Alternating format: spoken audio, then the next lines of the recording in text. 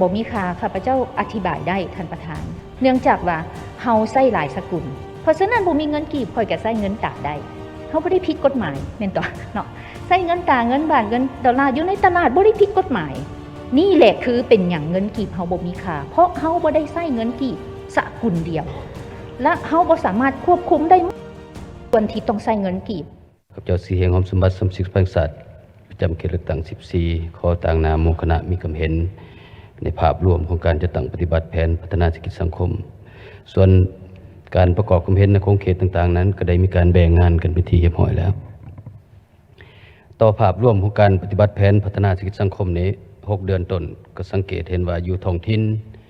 เขาอย่างยืนขึ้นว่าก็ได้ปฏิบัติตามที่รัฐบาลได้ยกขึ้นมานั้นเป็นต้นเหมือนการจัดตั้งปฏิบัติแผนพัฒนาเศรษฐกิจสังคม6เดือนต้นก็มีท่วงท่าดีขึ้นการจัดเก็บและรับเข้างบประมาณซึ่งก่อนหน้านี้3ปีซ้อนอยู่สารวัตรพวกข้าพเจ้าก็บ่สามารถบรรลุได้ตามแผนแต่ปีนี้6เดือน5เดือนต้นปรากฏว่ามีท่วงท่าดีขึ้นหลายนั่นแต่เคียงคู่กันนั้นผ่านการจัดตั้งปฏิบัติการติดตามกฎกาตามพระบทบาทของคณะสมาชิกสภาแห่งชาติประจำเขตเลือกตั้งพวกข้าพเจ้าก็เห็นว่าปัญหาที่พ้นเด่นที่สุดก็เป็นผลกระทบจากความยุ่งยากด้านเศรษฐกิจก็คือภัยเงินเฟ้อและก็ปัญหาสินค้าราคานี่เดี๋ยวเขากระทบแห้งเลยท่านประธานไปลงพบปะประชาชนเขาก็จมมาแล้วอันนี้ก็เป็นปัญหาที่ตัวสังคมรัฐบาลก็ได้มีความพยายามสูงในการแก้ไขข้าพเจ้าคิดว่า6เดือนต้นนี่ที่เฮาก็สิสรุปว่าเป็นจังซั่นจังซี่คือสิยากต้องฟังเบิ่งระยะยาวเพื่อเฮ็ดให้ปัญหาทั้งหมดนี่เข้าสู่ระเบียบหลักการแต่ละก้าวปัญหาต่อมานี้การอนุมัติโครงการลงทุนของรัฐก็คือดังบรรทัดฐานได้เสนอไปหันพวกข้าพเจ้าก็ติดตามเบิ่งก็ปรากฏว่าซ่าแหละคันเทียบใส่ก่อนหน้านี้พวกเฮาปฏิบัติตามศกปีหมายว่าวันที่1เดือน10ที่เฮาปฏิบัติคือดังบรรดาทานสสจำนวนหนึ่งได้บอกไปแล้วปีนี้ที่เฮาก็จนฮอดเดือน5เดือน6ก็จึงได้อนุมัติก็เฮ็ดให้การปฏิบัติโครงการลงทุนของรัฐนี่ก็ซักซ่านั่นแหละนอกจากนั้นก็สังเกตเห็นว่าสัดส่วนของการลงทุนตามที่สภาแห่งชาติที่เฮาได้แนะนำก็บ่สามารถปฏิบัติได้ก็ขอแสดงความเป็นเอกภาพกับท่านรัฐมนตรีที่ได้เสนอผ่านว่าทางท้องถิ่นบางท้องถิ่นก็มีความจำเป็นก็เฮ็ดให้การปฏิบัติโครงการที่สภาว่า60 30แล้วก็10นั้นบ่สามารถจัดสรรงบประมาณในส่วนของการลงทุนของรัฐไปได้เกี่ยวกับการจัดเก็บรายรับภาพรวมนี้กับเห็นว่าเฮาปฏิบัติได้เพียงแต่71ส่วนห้อยของแผนการ6เดือนต้นนั้นตัวนี้ก็อยากให้รัฐบาลชี้แจงบ่ว่าสาเหตุต้นตอมันย้อนอีหยังแท้ๆแต่ว่าข้าพเจ้าก็สังเกตเห็นว่าการจัดเก็บรายรับปีนี้นี่พูดศูนย์กลางปรากฏว่าได้น้อยคันเทียบใส่ปีกายเทียบใส่ระยะผ่านมาอาจจะเป็นย้อนว่าที่เฮาได้อวยฐานรายรับจำนวนหนึ่งให้ท้องถิ่นบ่หรือว่าแนวใดอันนี้ขอให้ทางรัฐบาลได้ชี้แจงต่อสภาถึงปัญหาหนึ่งอีกเป็นการคุ้มครองเงินตราก็ยังเห็นว่าความเด็ดขาดความโปร่งใสนี่แหละประชาชนเขาก็ยังระแวงสงสัยเพราะฉะนั้นอยากให้เอาใจใส่แท้ๆเป็นต้นเป็นการปฏิบัติกฎหมายว่าด้วยการคุ้มครองเงินตรามาตรา9 10หลัก11การมีไว้ในครอบครองการแลกเปลี่ยนการนำใส่ก็ขอให้เป็นไปตามกฎหมายกำหนดไว้อันนั้นข้าพเจ้าขอมีบางความเห็นเกี่ยวกับปัญหาที่ตั้งขึ้นผ่านการลงพบปะกับประชาชนเพื่อเป็นผลเองแก่การจัดตั้งปฏิบัติใน6เดือนท้ายก็คือแผนปี2024ข้าพเจ้าขอมีบางข้อเสนอคือดังนี้อันที่1เสนอให้รัฐบาลที่ผ่อนแก้ไขผลกระทบจากภัยเงินเฟ้อนี่แหละให้มันไว้เท่าที่จะไว้ได้บ่เพียงแต่รัฐบาลดอกทั้งหมดแต่เฮานี่แหละสิได้ร่วมมือร่วมใจกันเฮ็ดทั้งสมาชิกสภาแห่งชาติก็คือผู้แทนแต่เฮานี่ก็จนบ่มีเวลาสิอยู่เฮือนแหละพร้อมกันโดยปลุกระดมสุขอยู่ขบวนการเพื่อให้มันเป็นไปตามแผนที่สภารับรองเอาไว้ก็เสนอว่าท่านสสนครหลวงเพิ่นเสนอไปเมื่อกี้จะให้เบิ่งขึ้นว่ารายรับเป็นต้นเป็นเงินเดือนต่ำสุดที่เฮามีปัจจุบันเนี่ย1,300,000เนี่ยเมื่อเฮาไปบวกลบคูณหารเขาแล้วเอา1,300,000ไปคูณให้อัตราเงินเฟ้อก็ไปหารให้100จะเห็นว่าเงินที่เขาได้รับตัวจริงนั้นน้อยหลายประมาณ 6-7 แสนเท่านั้นเนาะเพราะฉะนั้นอันนี้มันก็อยู่ยากเพราะฉะนั้นเสนอให้รัฐบาลว่าจะต้องได้มีการค้นคว้าเพื่อแก้ไขโดยไวอันที่สองเสนอว่าการผลิตภายในเพื่อทดแทนการนำเข้านี่เป็นปัญหาที่จะต้องเอาใจใส่และปลูกฝังจิตสำนึกเพื่อให้คนภายในเท่านี้ว่ามีความสงวนมักส้มใส่ผลิตภัณฑ์ภายในอันนี้ข้าพเจ้าเห็นดีที่สุดตามที่รัฐบาลได้เสนอนี่เพื่อจะเป็นทางออกที่ดีคันตราบใดที่เฮายังเพิ่งพาการนำเข้าสินค้าที่บ่จำเป็นสินค้าฟุ่มเฟือยอื่นๆก็บ่สามารถคุมได้ส่วนปัญหาหนึ่งงบประมาณอยากให้ซอกคนหาทานรายรับใหม่ที่ยืนยงเป็นต้นแม่นทานรายรับจากแหล่งอื่นๆที่เฮาบ่สามารถขุดค้นได้เนาะทั้งที่มันมีอยู่เป็นต้นการหันเปลี่ยนประเภทดินสิหรืออื่นๆน่าจะเป็นวิธีที่ยืนยงกว่าเนาะหีบห่อนประเมินและกวดกาเบิ่งการปฏิบัติดำรัส205แล้วก็599ให้ไวที่สุดเท่าที่จะไวได้เพราะว่าในเวลาที่เฮาบ่มีรายรับนี่กันเฮาบ่คุมรายจ่ายมันไปคนละเรื่องมันจะต้องได้คุมตัวรายจ่ายให้มันอยู่ให้มันได้ปัญหาสุดท้ายมันเกี่ยวกับการคุ้มครองเงินตราก็ขอฝากทางเบื้องรัฐบาลว่าต้องหีบห่อนปฏิบัติมาตรการคุ้มครองเงินตราตามมาตรา46 47 48 19 50 51 52อยากให้นำใส่มาตรการนั่นแหละตามที่กฎหมายกำหนดไว้เริ่มจากการอบรมการปฏิบัติวินัยการปรับไหมการดำเนินทางแพ่งทางอาญาอันนี้อยากให้เฮ็ดเป็นระบบคันเฮาเอาจุดนี้บ่อยู่นี่จะเฮ็ดให้การคุ้มครองเงินตรานี่ยิ่งจะบ่ได้รับผลเท่าที่ควรอันนี้เป็นบางมาตรการที่อยากเสนอต่อทางรัฐบาลนอกจากนั้นก็ขอให้เบิ่งคืนตามข้อมูลที่ข้าพเจ้าได้รับนี้ปัจจุบันนี่ปรากฏว่ามีการสร้างตั้งบริษัทเครือข่ายจำนวนหนึ่งจากหลายประเทศบ่ต่ำกว่า400บริษัทอันนี้เป็นข้อมูลที่ข้าพเจ้ากำลังส่งให้ทั้งประธานกรรมการแล้วก็ยังจะเอาข้อมูลละเอียดตื่มว่าบริษัทเครือข่ายเหล่านี้นี่มีต้นโตแท้บ่ตามข้อมูลที่พลเมืองดีเขารายงานก็พวกนี้จะเป็นผู้ปั่นอยู่เบื้องหลังของการเฮ็ดให้เงินตราที่เฮานี่สูญหายไปขอขอบใจท่านประธานข้าพเจ้าอินทร์ ปรมณีแสงสมาชิกสภาแห่งชาติประจำเขตเลือกตั้งที่10แขวงเวียงจันทร์คนอื่นแม้นเห็นดีเอกภาพกับบทรายงานของคณะรัฐบาลที่ได้เสนอไปบางเช้านี้ทางสรุป6เดือนต้นปีและแผนการพัฒนาเศรษฐกิจสังคมประจำ6เดือนท้ายปีฉะนั้นข้าพเจ้ามาทบทวนมาเบื้องแล้วมันมาโดยสมทบกับการลงเคลื่อนไหวเผยแพร่บรรดาเอกสารต่างๆอยู่ในขั้นท้องถิ่นหลักฐานก็ได้รวบรวมบางจุดที่เสนอให้รัฐบาลที่ควรพิจารณาตึมโดยเฉพาะเป็นบทสรุป6เดือนต้นปีของเรื่องงานสาธารณสุขอยู่ในหันมีอยู่11ตัวชีวัดแต่2ตัวชีวัดเป็นบรรลุ8ตัวชีวัดเกี่ยมจะบรรลุและ1ตัวชีวัดเป็นเกิดลุกมีแพทย์ช่วยที่มีความชำนาญเป็นบ่บรรลุหรือว่ามีทะเอียงเจ้าบ่บรรลุฉะนั้นมาเบิ่งใน8ตัวที่มีทะเอียงจะบรรลุ1ในนั้นเป็นกองทุนประกันสุขภาพกวมเอาทั้งหมดนี่มัน 94.5 แต่สภาห้องนี่ไม่ได้95% ของประชากรแต่มาเบิ่งแล้วมันคุณภาพบ่ได้กวมเอาอยู่ก็บ่ได้บรรดาท่านบ่ได้คือในยมรักกรมประชุมสมัยที่4ข้าพเจ้าก็ได้เสนอแล้วเพราะว่านี่นับแต่งวดสุดท้ายของปี2022ถึงปัจจุบันนี้มันเงินทดแทนประกันสุขภาพบ่มีจะกีบค่าอันนี้นะคุณภาพบ่ได้กลัวมายุ่งกับคุณภาพบ่ได้คันไปถามเรื่องว่าไปสำรวจว่าคุณภาพได้เท่าใดได้จักเปอร์เซ็นต์ตามสภาได้อันห้องบ่มันคือสิบ่ได้ตัวชีวัดตัวนี้หรือว่าตัวชีบอกตัวนี้เนาะฉะนั้นในกองประชุมสมัยที่5หันที่4หันทางรัฐบาลมันมีเงินเหลืออยู่200ตื้อสิแบ่งปันให้ศึกษา100นึงแล้วให้สาธารณ50แถลงข่าว25แล้วก็กระแดง25แต่ฮอดปัจจุบันนี้ก็บ่เห็นเงินอันนี้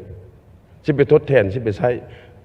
ว่าบรรดาบริษัทใหญ่ๆที่ว่าสนองยาแล้วอุปกรณ์การแพทย์ให้บรรดาโรงหมอขั้นท้องถิ่นนี่มันก็เจ้าบ่สนองแล้วบรรดาทานราคาที่ขึ้นสูงก็บ่สนองได้แล้วคุณภาพก็บ่ได้ตัวนี้ถือว่านัก บรรดาทานขอให้รัฐบาลคนควรพิจารณาสิเอาห่วงนั้นมาชำระซะสางให้บรรดาบริษัทนั้นสกอนตัวนี้อันนั้นเป็นอันที่หนึ่งอันที่สองเนี่ยมันการแก้ไขความทุกข์ยากนี้ในปัจจุบันนี้เห็นว่ามีสภาพที่ว่าการค้าขายชิดนำไส้ที่ดินของประชาชนนี้เห็นว่าซะสายที่สุดบ่แม่นน้อยๆคันว่ารัฐเฮาหับหูรัฐเราต้องไปเก็บค่าอากรรายได้จะได้เท่าไหร่ก็มาเสียอากรเดี๋ยวนี้บ่มีการเสียในนั้นถือว่าเส้นซื้อขายเฮามองกันไปรัฐน่ะเสียผลประโยชน์มีบางบ้านเฮาซี่ตื้อหาตื้อหรือว่าเช่าที่ดินอันน่ะนักธุรกิจมาลงทุนเช่าที่ดินรัฐเฮาบ่ได้ถ้า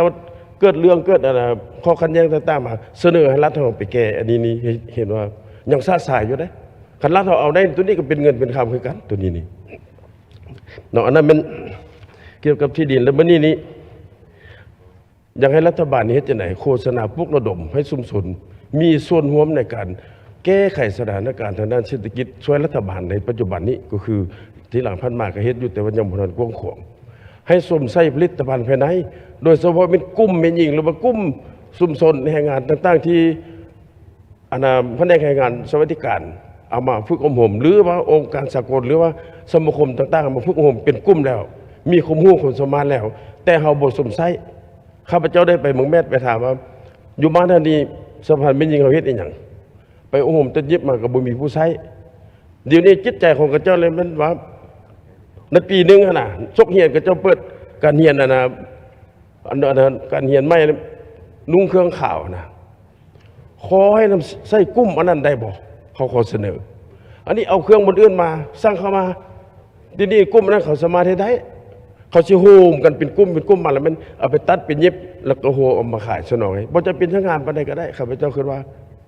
เขาเจ้าเสนอนี่เราบ่มีผู้สมใช้รวมทั้งสำนักงานองค์การการนำใช้เป็นของขวัญว่าเป็นกระต้าของขวัญต่างๆตอนรับแขกก็ได้ซื้อเอาทางนอกมาเอาของอันประเทศเพื่อนบ้านมานำใช้ผลิตภัณฑ์ของไทยเฮามันเป็นอย่างอันนี้นี่นะขอให้สำนักงานองค์การเป็นตัวแบบตัวอย่างซะก่อนอันนั้นข้าพเจ้าอยากเสนอทางประธานผ่านไปหาคณะรัฐบาลเจ้าขอขอบใจข้าพเจ้าจะพยายามใช้เวลา8 นาทีก็ถือว่าท้าทายอยู่ท่านประธานเพราะว่ามันเป็นเรื่องที่เทคนิคแต่น้อยหนึ่งโดยเฉพาะมันเกี่ยวกับเวียกการเงินที่กำลังฮ้อนอยู่ปัจจุบันนี้เนาะถ้าบ่ทันข้าพเจ้าก็สิอาจจะขอลงทะเบียนเทื่อที่2เพราะมันเกาะกายกันเนาะข้าพเจ้าอยากทบทวนคืนข้าพเจ้าเคยเสนอมีคำเห็นเนาะว่าการออกพันธบัตรอยากถามรัฐบาลคืนว่าเฮาได้ประเมินแล้วยังว่าที่เฮาออกพันธบัตรนี่มันตอบโจทย์หรือยังเนาะเป็นหยังจังว่าจังซั่นปริมาณ M2 นี่ปัจจุบันนี่อยู่ในบ้านเฮานี่เฮาใช้ multiple currency นั่นหมายถึงว่าเฮาบ่ได้ใช้แต่เงินกีบเฮาใช้เงิน 3-4 สกุลเพราะฉะนั้นเวลาดูดเงินกีบเข้าไปนี่นะในเบื้องต้นอาจจะได้ผลในแง่ของจิตศาสตร์เนาะ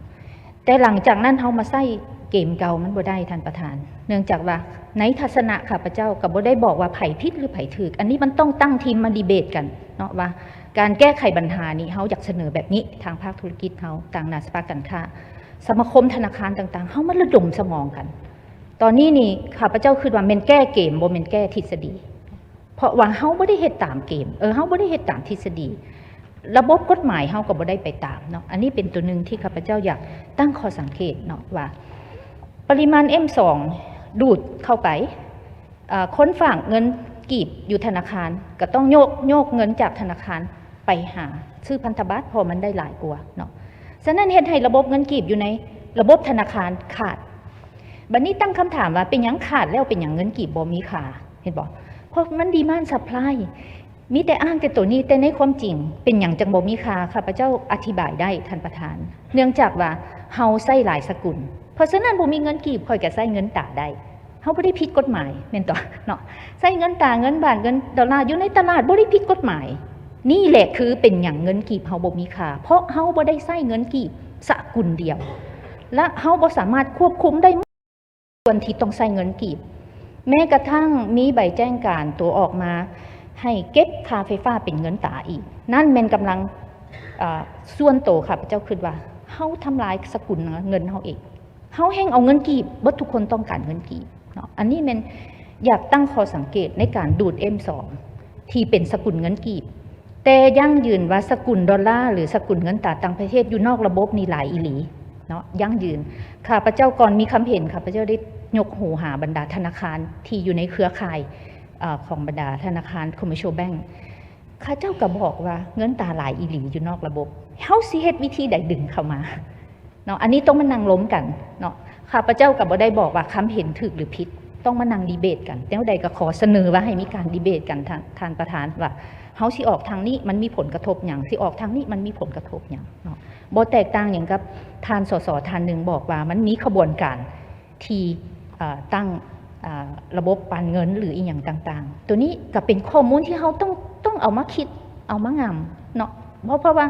ข้าพเจ้ายังยั่งยืนว่าพวกเขาอยู่นอกระบบกันมาดุลเพราะธนาคารจะปรับเข้าระบบปุ๊บแน่นอนต้องกระทบแม้แต่พวกเขาเองนี่นะก็ต้องให้การร่วมมือในมาตรการที่เขาต้องใช้เงินกี่พอเขามีแต่คิดว่าเขาสิกระทบไปข้ามประเทศเพื่อนบ้านแล้วเขาสียุ่งยากอันนั้นนี่ทุกคนต้องได้ซอยกันตัวนี้เนาะประเด็นหนึ่งข้าพเจ้าก็ได้เวลาลงไปหาประชาชนได้ระดมซอยธนาคารคือกันว่ายกตัวอย่างว่าอยู่ประเทศเพื่อนบ้านนี่เขาเอาไปแม่ดอลลาร์หรือเอาสกุลอื่นไปแลกนี่บักสียากท่านประธานจักมีพาสปอร์ตจักอึกระถึงหนึ่งน้องแต่เอาไปจ่ายนี่เขาบ่เอาได้มันผิดกฎหมายนี่คือคุณค่าของเงินที่ข้าพเจ้าอยากให้กลับคืนมาบึงประเมินคืนว่าการออกพันธบัตรนี่และในมาตรการมันติดพันกับตัวไปมันติดพันกับตัวไปปรับเพิ่มค่าอัตราส่วนเงินแฮปฝากบังคับที่ทหรได้รายงานเมื่อเช้านี้จาก5เป็น5.5เป็นสกุลกีบจาก5เป็น8สกุลเงินต่างประเทศนั้นอยากบอกว่ามันไปกระทบระบบบรรดา commercial bank เนาะบรรดาธนาคารธุรกิจเพราะว่ามันเป็นเขาเอิ้นว่าฝากปล่อยกู้แล้วก็รีเซิร์ฟสิไปน้ำกันเพราะฉะนั้นธนาคารเอกชนนี่ก็บ่อยากดูดเงินเขาเพราะว่าดูดมันกับมีอัตราเสี่ยงในการเงินกีบที่จะมาปล่อยกู้ต่อฉะนั้นมันก็กลายเป็นแก๊ปในช่วงหนึ่งที่ข้าพเจ้าเขาจะบ่กล้าปล่อยเงินด้วยภาวะเศรษฐกิจตอนนี้แม่นผู้ใดก็ย่านเป็น NPL ผู้ใดมันเลยกลายเป็นว่าระบบเศรษฐกิจเฮาแม่นฟืดกับเฟ้อไปน้ำกันท่านประธานอันนี้แม่นข้าพเจ้าอยากตั้งข้อสังเกตตัวนั้นเนาะบัดนี้ข้าพเจ้าเชื่อว่ามันมีวิธีการที่จะดูดเงินตราเข้าระบบอันนี้ต้องมานั่งล้มกันมันเป็นเรื่องเทคนิคที่ต้องล้มยาวพอสมควรอีกตัวที่3อยากให้บึ้งคืนว่าการซื้อขายเงินคริปโตเคอเรนซีนี่นะตัวนี้มันเป็นห่วงหลายเนาะเป็นห่วงแท้ๆอยากให้ทบทวนคืนว่าเฮาสิได้หยังจากตัวนี้ข้าพเจ้าย่านทางลบหลายกว่าพอเวลานั้นบิตคอยนี่มันบูมผู้ใดก็อยากเฮ็ดเนาะเพราะปัจจุบันนี่มันลงมันลงข้าพเจ้ายังยืนได้ติดตามข่าวของแม้แต่ประเทศที่มหาอำนาจที่ข้าเจ้าเป็นคนคุ้มสกุลเงินดอลลาร์นี่เนาะเขาก็ได้กำหนดว่าBinanceนี่ผิดกฎหมายนั่นนี่ถ้าผู้ใดได้ตามข่าวมีการปรับใหม่อันนี้มันติดพันกับเรื่องคริปโตเคอเรนซีอยากให้ประเมินคืนแท้ๆเนาะว่ามันจะมีข้อดีข้อเสียแนวใดถ้าเขาคุ้มเกมบ่ได้นี่มันจะไปกันใหญ่เลยในเรื่องของเงินตราเนาะเพราะว่าตัวนี้ก็เป็นทางออกหนึ่งที่ถ้าเขามาเทรดนี่นะเขาจะคุมได้ซ้ำใดอันนี้ข้าพเจ้าอยากขอฝากเนาะฉะนั้นตัวอีกตัวหนึ่งแมนข้าพเจ้าว่าปัจจุบันนี้มันมีหลายซองทางที่ดูดเงินตราออกการซื้อขายค้ำกับเซ็นกันอยากรู้ว่าเฮาได้นำเข้าค้ำหลายทำใดหันให้ไปกวดอยู่เว็บไซต์ของห้านค้ำของ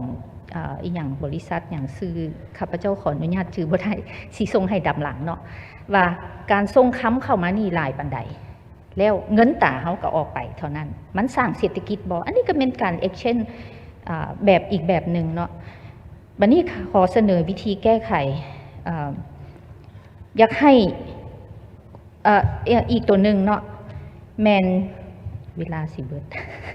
อีกตัวหนึ่งแมนเพจที่เขาเจ้าบอกว่าประเทศลาวใช้เงินหยวนเป็นอันนี้รัฐบาลต้องออกมาแก้ตัวนี้เพราะมันสร้างความเสียหายมันสร้างความบ่เชื่อมั่นให้สกุลเงินกีบตัวนี้นี่แม่นเฮาอยู่เฉยๆบ่ได้ต้องออกมาแก้ว่าบ่แม่นความจริงอันนั้นอันนี้เฮามิดอยู่บ่ได้ท่านประธาน เวลาข้าพเจ้าเบิดข้าพเจ้าอยากขอเสนอวิธีแก้อยู่2-3 ข้อในเรื่องของการเงินแต่ว่าเวลาเบิดเดี๋ยวสิ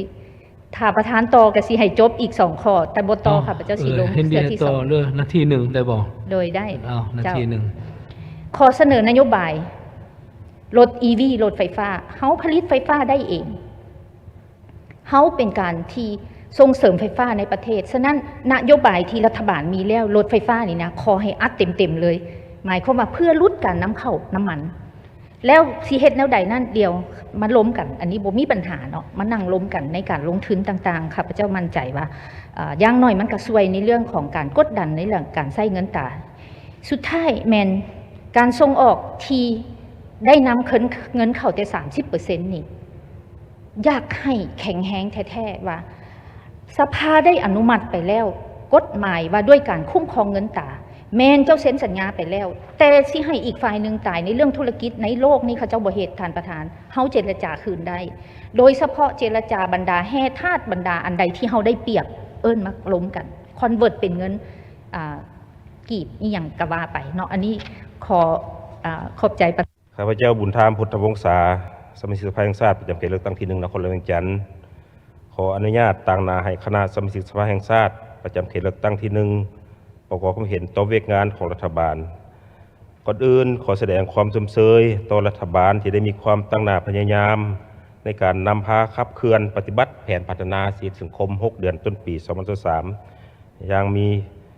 หลักการและมีมาตรการที่มีลักษณะเข้มข้นหลายด้านและมีผลสำเร็จพร้อมกันนี้ข้าพเจ้าก็ขอเป็นเอกภาพสูงกับการประกอบความเห็นของท่านรองประธานสภาแห่งชาติที่ได้ตั้งนายคณะประจำสภาแห่งชาติประกอบเห็นเมื่อเช้านี้และเอกภาพกับบรรดาความเห็นของบรรดาท่านสมาชิกสภาผ่านไปนั้นถึงอย่างไรก็ตามเพื่อประกันให้การปฏิบัติแผนพัฒนาชีวิตสังคม6 เดือนท้ายปี2023ของรัฐบาลได้มีความสำเร็จและบรรลุได้ตัวเลขที่คาดหมายไว้นั้นในนามเป็นตัวแทนแห่งสิทธิและผลประโยชน์ของชาวนครหลวงเวียงจันทร์ข้าพเจ้าขอมีความเห็นเพิ่มเติมโดยสังร่วมจากการเคลื่อนไหวกวดกาติดตามและลงพบปะผู้มีสิทธิเลือกตั้งทั่วนครหลวงเวียงจันทร์บางปัญหาดังนี้ปัญหาที่ 1ต่อกับของเขตเวียงงานเศรษฐกิจถึงแม้ว่ารัฐบาลจะได้เอาใจใส่แก้ไขปัญหาด้านเศรษฐกิจแล้วก็ตามแต่มาฮอดปัจจุบันเห็นว่าอัตราเงินเฟ้อแม้ยังมีการติ่งเพิ่มขึ้นสูงเรื่อยๆสภาพค่าครองชีพของพนักงานราชการทหารตำรวจและประชาชนมีความยุ่งยากฝืดเฟืองหลายที่สุดย้อนปัญหา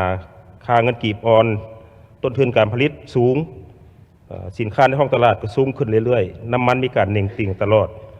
จึงขอเสนอให้รัฐบาลได้เอาใจใส่และมีมาตรการที่ชัดเจนเด็ดขาดกว่าเก่าในการแก้ไขปัญหาเศรษฐกิจอย่างหีบด่วน 2. เสนอให้รัฐบาลเอาใจใส่สุขยุ่ส่งเสริมจุลวิสาหกิจขนาดน้อยขนาดกลางในการเข้าหาแรงทุนเพื่อทำการผลิตซึ่งปัจจุบันผ่านมาเห็นว่ารัฐบาลก็ได้เอาใจใส่แต่ว่าความยุ่งยากในการเข้าถึงแรงทุนก็ยังบ่สามารถแก้ตกได้อย่างเป็นรูปธรรมยังบ่เหมาะสมกับสภาพปัจจุบันถ้าจะปฏิบัติตามเงื่อนไขการเข้าถึงแรงทุนของบรรดาธนาคารที่เป็นคู่ร่วมทุนกับกระทรวงอุตสาหกรรมและการค้าเห็นว่าบรรดาหน่วยดังกล่าวแม้นพบความยุ่งยากถ้าจะส่งเสริมการผลิตภายในให้เพิ่มขึ้นเคียงคู่กับการจะตั้งปฏิวัติวาระแห่งชาติว่าด้วยการแก้ไขปัญหาความยุ่งยากทางด้านเศรษฐกิจการเงินนั้นรัฐบาลต้องมีมาตรการมีเงื่อนไขอำนวยให้แก้การเข้าถึงแรงทุนที่เหมาะสมเพื่อพรพันในแก้บรรดาจุลวิสาหกิจขนาดน้อยขนาดกลางสามารถเข้าถึงแรงทุนได้อย่างทั่วถึงและสะดวกขึ้นจึงจะช่วยส่งเสริมการผลิตภายในให้เป็นการขับเคลื่อนในทางที่บวกเพิ่มขึ้น 3. เสนอให้ค้นคว้าวางนโยบายส่งเสริมด้านการผลิตกสิกรรมให้ชาวเกษตรกรโดยเฉพาะแม่นการชีวภาพภูมิวิทยาศาสตร์ยาปราบศัตรูพืชแนวพันธุ์พืชพร้อมโดยอุปกรณ์รับใช้การผลิตในราคาที่สมเหตุสมผลเพื่อลดพรการนำเข้าก็คือลดพรต้นทุนการผลิต 4. เสนอให้สุกยุ่กระทรวงแรงงานกระทรวงแผนการและการลงทุนให้ค้นคว้างบประมาณในการชำระหนี้สินโครงการลงทุนของรัฐเพื่อให้สามารถจัดตั้งปฏิบัติได้ตามมาตรา19ของกฎหมายว่าด้วยการลงทุนของรัฐโดยหลีกเว้นบ่ให้มีสภาพการอนุมัติงบประมาณให้แต่บริษัทที่มีความลึ่งเคยหรือบริษัทที่อยู่ในเครือข่ายของตนเอง 4. เสนอให้มีการอธิบายชี้แจงขึ้นตืมต่อการออกอนุญาตให้มีการสืบต่อดำเนินการขุดค้นแห่เกลือกะลีอยู่เมืองสถานีและเมืองปักเงิมแม่นย้อนเหตุผลอันใด เนื่องจากว่าในระยะผ่านมานั้นองค์การปกครองนครหลวงก็คือสภาประชาชนนครหลวงได้เก็บกำห่างเสียงจากประชาชนนครหลวงและมีมติบ่เห็นดีให้มีการขุดค้นแห่ดังกล่าวแล้วเนื่องจากส่งผลกระทบต่อการดำรงชีวิตที่อยู่อาศัยและพื้นที่การผลิต 6. เสนอให้ค้นคว้าเพิ่มเงินเดือนเงินอุดหนุนให้แก่พนักงานราชการทหารตำรวจขั้นต่ำสุดให้ใกล้เคียงกับสภาพความเป็นจริงของค่าครองชีพปัจจุบัน 7. เสนอให้สุกยู่บรรดาบริษัทให้มีความรับผิดชอบแก้ไขการชดเชยให้แก่ประชาชนที่ได้รับผลกระทบจากโครงการลงทุนของรัฐที่ยังบ่ได้รับชดเชยเป็นต้นโครงการทางรถไฟลาวจีนโครงการทางด่วนเวียงจันทน์วังเวียงและโครงการโลจิสติกอยู่เขตเมืองหาดทรายฟองผ่านมานั้นรัฐบาลก็ได้ใส่แต่อยากให้เพิ่มทวีเติมในการลงซี่นำบัญชาชดเชยให้มันเป็นรูปธรรมกว่าเก่า 2. โครงเขตเวียกงานวัฒนธรรมสังคมเสนอให้กระทรวงแรงงานและสวัสดิการสังคมค้นคว้าพิจารณาการออกบัตรแรงงานอยู่ในเขตเศรษฐกิจพิเศษโดยอนุญาตให้เขตสามารถออกบัตรให้ได้กับที่เพื่อความสะดวกในการคุ้มครองแรงงานและให้ได้มีการแบ่งขันคุ้มครองอย่างจะแจ้งว่าไผจะเป็นผู้ออกบัตรไผเป็นผู้ปฏิบัติตัวจริงไผเป็นผู้ติดตามกวดกา 2. การแก้ไขปัญหาผลกระทบหลังการก่อสร้างเส้นทางด่วนเวียงจันทน์วังเวียงยังบ่ได้รับการแก้ไขซึ่งเป็นเวียกที่คงค้างเส้นทางอุโมงค์ทอดลอดทางด่วนมีน้ำท่วมขังประชาชนเที่ยวบ่ได้ตอนดินของประชาชนที่ถูกทางตัดผ่านส่วนเศษเหลือก็บ่ทันมีทางเข้าออกหาตอนดินเป็นดินตาบอดเสนอให้ภาคส่วนเกี่ยวข้องมีทิศทางแก้ไข 3. เสนอให้รัฐบาลปรับปรุงนิติกรรมเกี่ยวกับการแบ่งขันคุ้มครองระหว่างส่วนกลางและท้องถิ่นต่อกับการคุ้มครองห้านบันเทิงห้านกินดื่มให้ละเอียดแจ้งกว่าเก่าเป็นต้นภาคส่วนใดเป็นผู้อนุมัติติดตามกวดกาแก้ไขปัญหาโดยเฉพาะต่อกับบรรดาห้านที่ขันส่วนกลางเป็นผู้อนุมัตินั้นเฮ็ดให้เกิดมีความรับผิดชอบโยนไปโยนมาระหว่างท้องถิ่นและส่วนกลางยุ่งยากในการติดตามและจะมีวิธีปรับปรุงนิติกรรมใดเพื่อเป็นบทอิงให้แก่การปฏิบัติตัวจริงในตัวหน้า 4. เสนอให้พิจารณาแก้ไขปัญหาการปะละหน้าที่ของครูเพื่อออกไปสร้างเศรษฐกิจครอบครัวย้อนสภาพเศรษฐกิจยุ่งยากจนจะก้าวไปสู่สภาพการขาดครูสอนจำนวนหลายในตัวหน้ารัฐบาลจะมีมาตรการแก้ไขแนวใด 5. เสนอให้ค้นคว้าพิจารณาปัญหาแรงงานหลั่งไหลเพศเวียกอยู่ต่างประเทศซึ่งจะมีผลกระทบต่อการผลิตภายในเกิดสภาพขาดแคลนแรงงานภายในย้อนค่าจ้างแรงงานกดต่ำรัฐบาลเขาจะมีแผนในการแก้ปัญหาดังกล่าวใดเกณฑ์นี้ผู้แทนหลายฐานกล่าวไปแล้วนะ 3. คงเขตแรงงานทำสังคมและป้องกันชาติความสงบ 1. การนำพาจะตั้งปฏิบัติแห่งชาติด้วยการแก้ไขปัญหาเสพติดยังบ่ทันได้รับการยกสูงในระดับขอบเขตการปฏิบัติตัวจริงเขาดีควรการแก้ไขปัญหาปรากฏการณ์ย่อท่อสังคมกดซักซ่าการปฏิสารสมทบระหว่างสายตั้งสายขวางขันถึงขันลุมในการติดตามจุกยู่และประเมินผลบ่ละเอียดใจแจ้งบ่ทำมีประสิทธิผลเทียบไทยการแก้ไขปัญหายาเสพติดยังวงเวียนอยู่คลองเดิมแบบการเคลื่อนไหวบ่แข็งแรงและพ้นเด่นสมกับเป็นวาระแห่งชาติ 2. การปฏิบัติคำตัดสินของศาลที่ใช้ได้อย่างเด็ดขาดยังพบความยุ่งยากซักซ่าแก่ยาวและบ่สามารถปฏิบัติได้ตามแผนการที่วางไว้ความเป็นเจ้าการของภาคส่วนเกี่ยวข้องในการติดตามกวดกาการปฏิบัติกฎหมายในสถานที่กักขังค่ายคุมขังดัดสร้างยังบ่ทันละเอียดชัดเจนและบ่ได้เฮ็ดเป็นปกติต่อเนื่องจึงเฮ็ดให้มีผู้ถูกหาจำนวนหนึ่งถูกกักขังเกินกำหนดเวลาซึ่งเป็นการละเมิดต่อกฎหมาย 3. กฎหมายที่เกี่ยวพันกับการพิจารณาปัญหายาเสพติดชนิดใหม่เช่นกาแฟสารผสมเสพติดน้ำกระท่อมอื่นๆเห็นว่าการออกนิติกรรมยังบ่ครบถ้วนบ่ทันสภาพการผ่านมาของการอัยการประสนสูงสุดก็ได้มีคำสั่งฉบับเลขที่ 006 ลงวันที่ 30 มีนาคม 2003 แต่ก็เห็นว่ายังบ่สามารถปฏิบัติได้เพราะบรรดาประเภทสารเสพติดที่กล่าวมานั้นต้องได้ผ่านการกวดกาการวิจัยว่ามีสารเสพติดหรือบ่ต่อกับปัญหาดังกล่าวจะมีทิศทางแก้ไขแนวใด 4. เสนอให้รัฐบาลเอาใจใส่แก้ไขปัญหาบุคคลนิติบุคคลทั้งภายในและต่างประเทศที่มีการคุ้มครองเบียดยึดที่ดินโดยการเซาสมรทานที่บ่ถูกต้องตามกฎหมายว่าได้ที่ดิน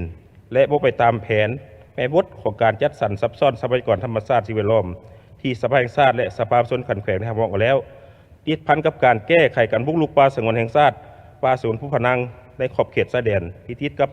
เมืองสังทองเมืองนาเสทองและเขตเมืองจันทน์นั่นเป็นคำเห็นที่ข้าพเจ้าได้มีคำเห็นไปนั้นขอแสดงความขอบใจท่านประธาน